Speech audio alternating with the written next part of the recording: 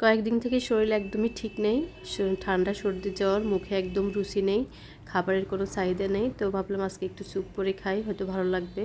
তো একটা থাই Maggi soup পানি দিয়ে আগে থেকে গুলে রেডি করে রাখবো। 3-4 টুকরার মতো মুরগির মাংস সিদ্ধ করে নেব, হাফ চামচ আদা বাটা আর হাফ চামচ গোলমরিচের গুঁড়া, পরিমাণ মতো লবণ দিয়ে সিদ্ধ করে 4-5 মিনিটের মতো সিদ্ধ করে তুলে নেব। এগুলিকে এখন ম্যাশ করে রেখে দেব কাঁটা চামচের সাহায্যে। এরপরে এখানে এই পানির মধ্যে দিয়ে দেব গাজর কুচি, এখানে যে কোনো সবজি অ্যাড করতে পারেন। 2-3টা কাঁচামরিচ দিয়ে দিলাম আর মুরগির মাংসগুলোকে। এরপরে গুলে রাখা যে স্যুপটা রেডি করে রাখছি সেগুলোটাও দিয়ে দিলাম, দিয়ে এটাকে একটু মিডিয়াম তাপে রান্না করব। 5 থেকে 7 মিনিট রান্না করতে হবে। সাথে একটু সস দিয়ে দিলাম, খেতে ভালো লাগবে।